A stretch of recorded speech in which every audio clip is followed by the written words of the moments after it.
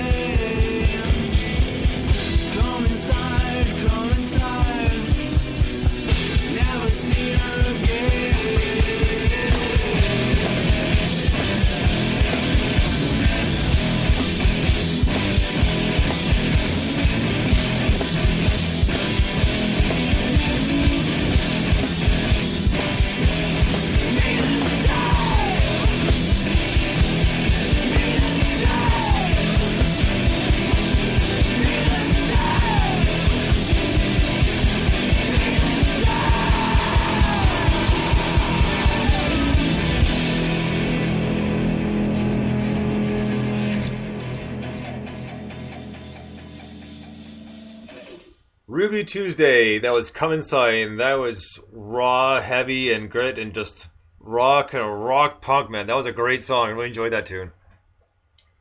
Would you believe there's only 2 of them in it as well? 2 guys in it. That's it? Really? Yeah. Oh, I mean, to create that kind of, you know, well, they actually say that they're like the electric orchestra. They create it themselves, and they certainly do. There's loads of depth, and it's just fantastic. Really, you know, deep rock. That I really like it. That's great. I honestly had no idea. I don't know too much about the band, so that's pretty effing cool. I would never guessed that. So you've reviewed them before, haven't you, Jason? On Bands? Was it a long time ago? Yeah, I wrote a blog about them a while ago. Yeah. Like I said, I didn't know that they'd released any new stuff. So yeah, I enjoyed that. That was really cool. I like the dynamic because it's just guitar and drums, isn't it? And you know, it's different, and you know, so I like it. Yeah, I love that sort of heavy rock style. It's really cool. Well, that's one thing that I honestly myself I do enjoy as well, because you don't hear it too often. I mean, don't get me wrong, I like all the tunes I play, but you know, it's nice to hear these kind of gritty, kind of dirty sounding, like just raw sound. Yeah, well, it's like go on, B. Sorry. No, I was just going to say that's what they call themselves, dirty rock and roll, don't they? And it's all about being filthy. It's like I was saying the other day.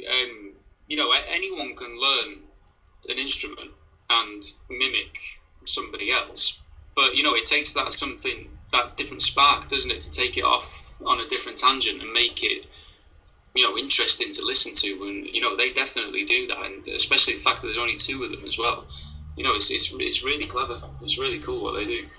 Yeah, have you seen them live, Jason? No, not yet. No, I'd like to get to see them live. I think that'd be a good gig. Oh yeah, it'd be brilliant. Yeah, I'll be there for the next one. We'll take you on Skype. Yeah. I like that. We'll take you on Skype. Did you just squeak there? Did I want to squeak? There was a squeak, wasn't it? I couldn't help it. It's really Oh dear me, that's really good. I'm just imagining us look, here we are. Here's the cake. Have you seen? It's like you'll know this. That episode of South Park where they try to go trick or treating, and they take Stan on the iPad, don't they, on a stick? Yeah.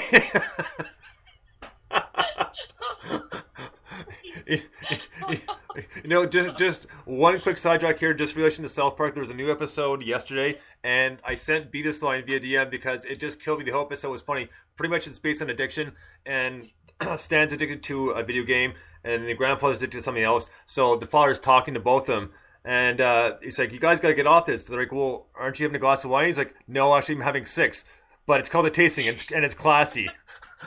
I started dying. I was like, that's amazing. Such a good excuse for being drunk. So we got time to get into one more song here and a few small little things here. The next band up, and another one is called the Brooks, and this was thanks to you, B. You want to give us a little background?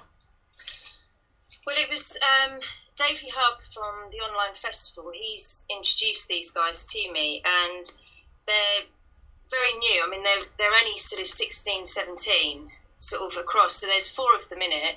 Ben Keel's the front man, he's 17. Jamie Craw's 16, he's the guitarist. Elliot Gant's 17, he's the bass. And Rob Breatley is 17 on the drums. And I just thought, well, they've got a new EP out called Masquerade. They've only formed in January 2014, and we're all about the new music. So I thought, why not get them on, give them a bit of an airtime, really. And yeah, I'm looking forward to this one, and we're going to do that right now. And this band is called the Brooks, and the song is called The Masquerade. Dig this one.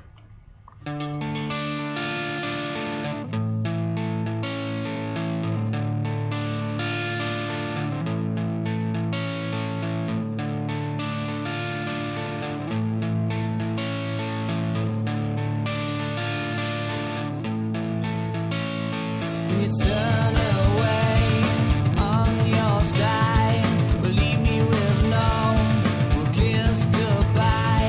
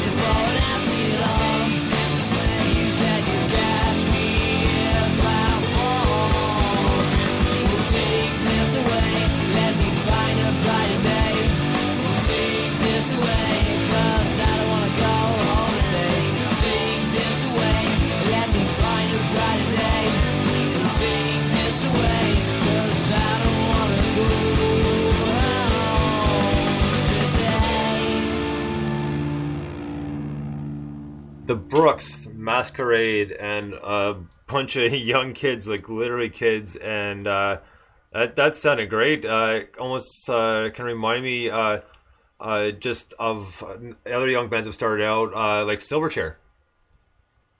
Right, I don't know them.